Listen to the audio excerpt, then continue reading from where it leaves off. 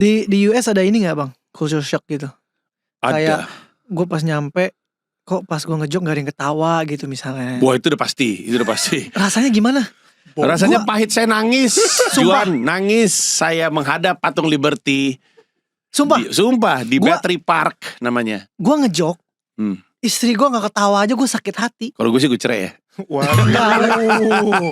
Itu agak Terlalu ekstrim. Iya. Ya udah dia ceraiin lo kalau gitu.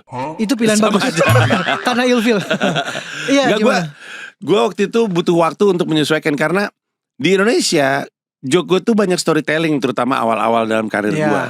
Di New York orang tuh nggak punya waktu untuk storytelling, senangnya joke, benar-benar joke setup punchline gitu. Ayo bro, gue pengen denger lucunya mana gitu. Jadi gue mesti mengubah format yang biasa gue lakukan. Jadi butuh waktu. Dan waktu itu gue inget kok, karena gue ke New York Januari, anak-anak gue lulus sekolah Juli, dan mereka harus sekolah di Amerika mulai September.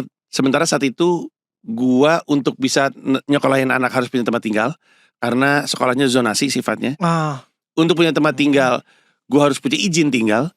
Untuk punya izin tinggal gue mau ngambil visa O1. Visa O1 itu visa kerja untuk entertainer.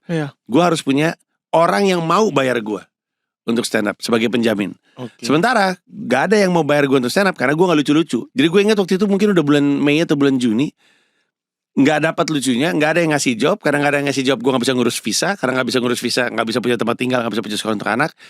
Akhirnya gue di Battery Park itu, di antara dua open mic, terus gue duduk bengong. Gila, gue bilang, gila susah banget ini.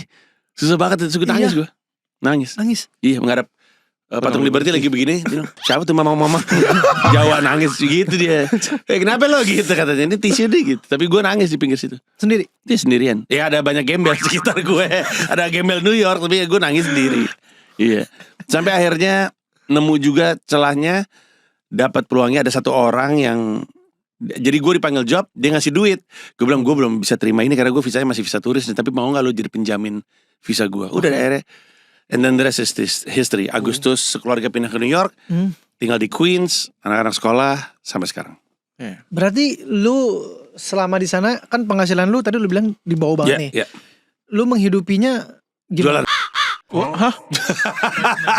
Ini masalah brownies yang di Belanda juga ya? Timnya kaget semua.